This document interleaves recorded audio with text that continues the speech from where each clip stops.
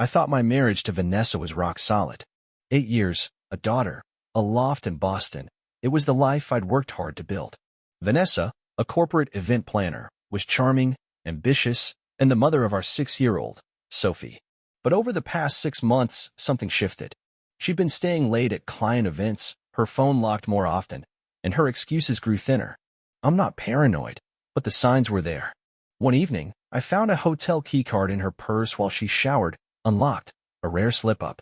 It was for the Pinnacle Hotel, downtown, dated last Friday. My stomach churned.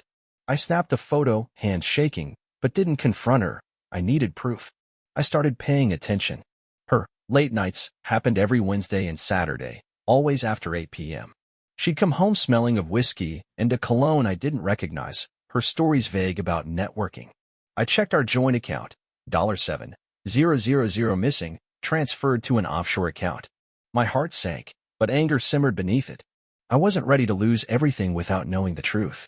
One Tuesday, while Vanessa took Sophie to dance class, I found a burner phone in her drawer, dead, but with recent calls to a number I traced to Marcus Reed, a shady businessman I'd met once at a gala. My chest tightened. Was he her lover? I charged the phone, finding texts. Friday at the Pinnacle, keep it quiet. Love you. I screenshotted them, my mind racing. I wasn't just dealing with an affair, I sensed something darker. Friday, she kissed me goodbye, claiming a big event. I nodded, playing the oblivious husband, but I followed her in my SUV, keeping distance. She didn't go to her office. Instead, she drove to the Pinnacle Hotel, her black heels clicking as she entered. My hands gripped the wheel, rage boiling. This wasn't work. This was betrayal. I snapped photos from the parking lot, watching her meet Marcus, tall, slick, mid-40s, his arm around her. I wasn't ready to confront her yet. I'd dig deeper, expose the truth, and take my revenge. I wouldn't let her or Marcus destroy my life unnoticed. Saturday morning, I woke up with a fire in my gut. Vanessa acted normal pancakes, Sophie's hair, a peck on the cheek before leaving for work. I smiled back, hiding the storm inside. I wasn't just going to tail her again. I needed evidence of her double life. I called in sick to my IT consulting job, blaming a migraine, and spent the day unraveling her secrets. I logged into our shared cloud, photos of Sophie's birthdays, work files, nothing suspicious yet. Then I remembered her laptop, left on the kitchen counter. I opened it, heart racing, fingers trembling. Her email inbox showed a draft, unsent, to Marcus. Tom's getting suspicious, need to move the money. Meet me Wednesday. My blood boiled, heat rising to my face. I screenshotted it, then checked her encrypted folder, financial records, $50,000 in transfers to shell companies linked to Marcus. I felt sick, the betrayal deepening. That night, she came home late, claiming a client dinner. No cologne this time, but her eyes darted nervously. Long night? I asked, voice steady, masking my fury. Yeah, exhausting, she said, forcing a smile, her hands fidgeting with her purse. I nodded, but my mind raced with images of Marcus's arm around her, the hotel keycard, the missing money. I needed more proof before acting. Her lies ran deep. Wednesday, I hired a PI, a man named Tony, discreet and relentless. Track Vanessa and Marcus, I said. I think she's cheating, and something illegal's involved. Tony nodded, promising daily updates. I spent the day monitoring the burner phone, new texts to Marcus. Tom's digging, hide the accounts. Our spot Wednesday. I screenshotted them, my resolve hardening. At 6:30 p.m., Vanessa left, dressed up in a sleek black dress, not her usual event attire. Tony texted at 7:15. She's at the Pinnacle Hotel, meeting Marcus, tall, slick hair, mid-40s. I'll get pics. My heart sank. I drove there, parking nearby, watching from afar. Vanessa laughed with Marcus, handing him a briefcase, intimate, conspiratorial. I snapped photos, rage and hurt consuming me. This wasn't just an affair. This was a crime. I waited until she left, then followed her home. She walked in, humming, oblivious. Good night. I asked, voice icy. Yeah, she said, avoiding my gaze. I didn't sleep, haunted by the money, Marcus's smirk, her betrayal. Tomorrow, I'd confront her. I'd expose the empire she'd built with him and take my revenge. Thursday night, I set my trap. Vanessa thought we were having a quiet family dinner, but I'd prepared for a reckoning. She walked in at 7 p.m., still in her black dress, smelling faintly of Marcus's cologne. Hungry? I asked, voice calm, masking the fury boiling inside. Starving, she said, smiling, unaware of the storm brewing.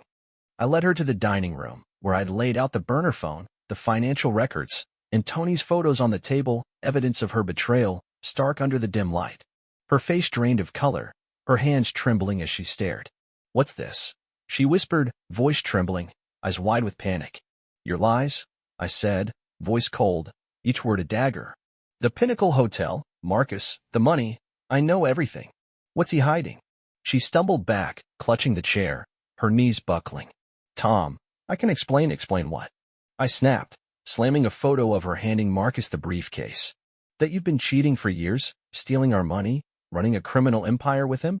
Tears welled up, streaming down her face, but I didn't soften. Her tears couldn't erase the pain. "How long, Vanessa?" She stared at the floor, silent, her silence deafening. "How long?"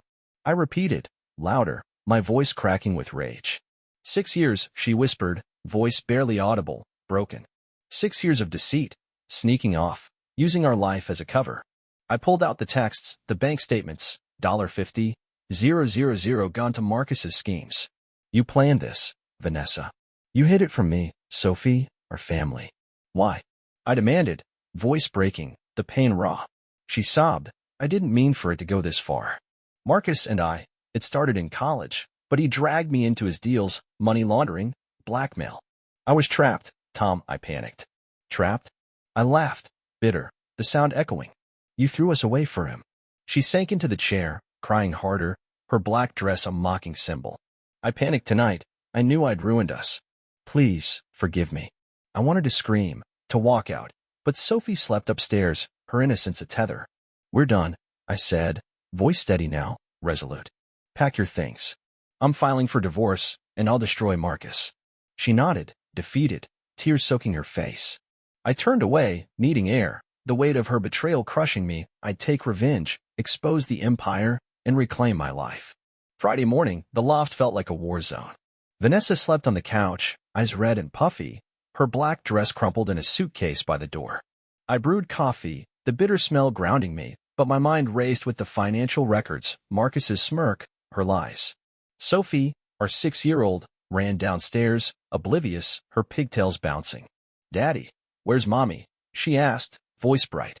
"She's here," I said, forcing a smile, my heart aching. "Just tired." Vanessa joined us, playing normal for Sophie's sake, but her hand shook as she poured juice, her eyes avoiding mine. After Sophie went to play with her dolls, I faced Vanessa, my resolve hardening. "Why didn't you just leave?" I asked, voice low, each word deliberate. She flinched, tears welling again. "I was scared. Marcus threatened me, said he'd ruin us if I left. I loved you, but I was in too deep." "Too deep," I repeated, incredulous, the word tasting bitter. "You lied for 6 years, stole $50,000, and gave me a criminal empire to clean up." She cried harder, burying her face in her hands. "I'll confess. I'll leave Marcus, I swear." "Too late," I snapped, voice sharp. I set rules. She'd move out by Sunday, no contact unless about Sophie, and I'd file for divorce. She nodded, defeated, her shoulders slumped. But I wasn't done. I'd take revenge. I called Tony again, tracking Mia and Marcus. "Dig deeper," I said. "I want every dirty detail is empire, her role." Tony nodded, promising results. I contacted a lawyer, Sarah, filing for divorce, grounds of adultery, fraud, and emotional distress. I demanded full custody, citing Vanessa's instability, and planned to expose Marcus's crimes. Saturday, Tony's update came. Marcus ran a laundering ring, using Vanessa's events to move cash, $200,000 unaccounted for. I had photos, bank records, evidence to ruin him. I smiled, cold. My revenge would be public, legal, and devastating.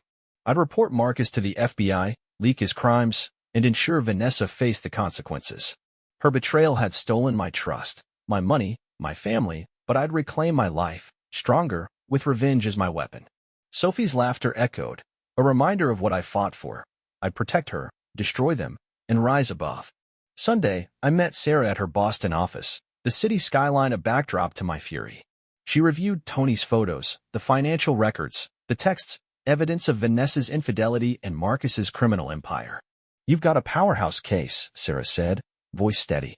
"Adultery, financial fraud, Potential racketeering. Mia and Marcus are toast, but they'll fight dirty. I nodded, stomach churning, the weight of the twins' lost years pressing down. What about Sophie? I asked, voice tight. We'll fight for full custody, Sarah said. Her involvement with Marcus's crimes could jeopardize her stability, but Marcus might claim leverage. I signed the papers, filing for divorce, grounds of fraud, adultery, and emotional distress. Vanessa texted, pleading, can we talk? I'll tell the truth. I'll fix this. I ignored it, focusing on Sophie, her drawings a lifeline. Monday, Vanessa moved out, packing tearfully, her black dress a painful reminder. I'll fight for Sophie, she warned, voice shaking, eyes red. You can't take her. I'm her mother. I stayed calm, voice steady. You lied, Vanessa. I'll protect her. Tony's update came Tuesday. Marcus met with a fixer, hiding assets. $200,000 more funneled through Vanessa's accounts. I saved the photo, my resolve hardening. Wednesday, Vanessa's lawyer contacted Sarah, demanding joint custody, half the loft, and alimony. I laughed, bitter, the sound echoing. She cheated, stole, and now wants everything. Sarah filed a counterclaim. Full custody for me, no alimony, and Marcus's exposure to the FBI. The battle began, but I wasn't backing down. I leaned on friends, therapy, and Sophie's joy, her laughter a beacon. Vanessa's betrayal had scarred me, but I'd rebuild. I'd expose Marcus's empire, save Sophie, and emerge stronger, no matter the cost. 3 months after the hotel keycard, the legal war escalated. I filed a criminal tip with the FBI, using Tony's evidence, motel photos, bank records, texts, exposing Marcus's laundering ring. The story hit national news. Boston event planner and lawyer linked to criminal empire. Vanessa's firm fired her, her face online with captions like, cheating wife's criminal ties. I shielded Sophie, moving us to a safer apartment, but the whispers lingered. How could she do that? I stayed silent, focusing on Sophie, her laughter a lifeline. Vanessa texted, frantic, this is destroying us. Help me stop it. I blocked her, but her panic surfaced. She'd show up at Sophie's school, claiming visits, but I saw her glare. Envy, rage. You're ruining me publicly, she accused one day, voice sharp. You did this, Vanessa, I said, voice steady. I'm protecting Sophie. She sobbed, admitting, I see you strong, and I hate it. Marcus is done. He's facing jail. I didn't soften. I couldn't. Tony tracked Marcus. FBI raids seized his assets. His firm collapsed. I smiled, cold. My revenge was working. I leaned on therapy, friends, and Sophie's joy, her drawings of our new life a beacon. Vanessa's double life had scarred me, but I'd rebuilt. I'd ensure her and Marcus paid publicly, legally, for their betrayal. 3 months after the hotel keycard, the legal war escalated. I filed a criminal tip with the FBI, using Tony's evidence, motel photos, bank records, texts, exposing Marcus's laundering ring. The story hit national news. Boston event planner and lawyer linked to criminal empire. Vanessa's firm fired her, her face online with captions like, cheating wife's criminal ties. I shielded Sophie, moving us to a safer apartment, but the whispers lingered. How could she do that? I stayed silent, focusing on Sophie, her laughter a lifeline. Vanessa texted, frantic, this is destroying us. Help me stop it. I blocked her, but her panic surfaced. She'd show up at Sophie's school, claiming visits, but I saw her glare. Envy, rage. You're ruining me publicly, she accused one day, voice sharp. You did this, Vanessa, I said, voice steady. I'm protecting Sophie. She sobbed, admitting, I see you strong, and I hate it. Marcus is done. He's facing jail. I didn't soften. I couldn't. Tony tracked Marcus. FBI raids seized his assets. His firm collapsed. I smiled, cold. My revenge was working. I leaned on therapy, friends, and Sophie's joy, her drawings of our new life a beacon. Vanessa's double life had scarred me, but I'd rebuilt. I'd ensure her and Marcus paid publicly, legally, for their betrayal. For months after the keycard, the custody battle peaked. Vanessa's lawyer pushed for joint custody, citing maternal bond, but my evidence, her lies, Marcus's crimes, public instability, swayed the judge. I demanded full custody, arguing Vanessa's environment was dangerous, Marcus a threat. Sarah filed affidavits, Tony's photos, texts, FBI reports, proving her fraud. The court ordered supervised visits for Vanessa, but I won primary custody, with Marcus barred from contact. Vanessa texted, desperate. You can't take Sophie. I'll fight forever. I replied, you lied, Vanessa. I'm her father now. You lost that right.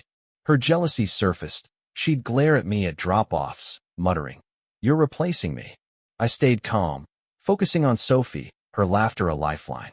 Jenna, a co-worker, stepped in, kind, understanding, helping with Sophie. Vanessa's texts grew jealous. You're moving on with her? After everything.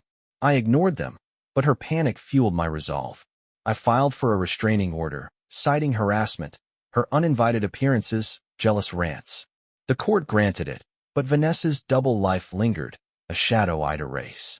I leaned on Jenna, therapy, and Sophie's joy, her drawings of our new family a beacon. Could I forgive her? No, but I'd rebuild, stronger, with revenge as my shield. 5 months after the keycard, my revenge peaked. Marcus's trial began. FBI evidence, my testimony, Tony's photos sentenced him to 15 years for laundering and fraud. The news dubbed it Boston's criminal empire fall, his face online with captions like corrupt lawyer's downfall. Vanessa lost her nursing license, her reputation shattered. I smiled, cold, my plan worked. But Vanessa fought back, hiring a new lawyer, demanding alimony and custody. I laughed, bitter, the sound echoing. She cheated, stole, and now wants more? Sarah filed counterclaims, full custody, no alimony, citing her instability. The court ruled in my favor, but Vanessa's jealousy lingered. She'd show up at the park, watching us, broken, regretful. You've taken everything, she accused one day, voice sharp. You did this, Vanessa, I said, voice steady. I'm protecting Sophie. She sobbed, admitting, I see you happy, and I hate myself. Marcus is gone. I'm alone. I didn't soften, I couldn't. I leaned on Jenna, friends, and Sophie's joy, her drawings of our new life a beacon. Vanessa's double life had ended us, but I'd rebuilt. I'd ensure her and Marcus's downfall was complete. My revenge a legacy of strength. 6 months after the keycard, I thrived. Jenna and I grew closer, dinners, Sophie's approval, Max, our dog, loving her too. We moved to a new house, our life vibrant. Vanessa's silence was permanent, divorce finalized, no contact, her jealousy buried. I saw her once, at Sophie's dance recital, watching from afar, regretful, alone, her black dress a faded memory.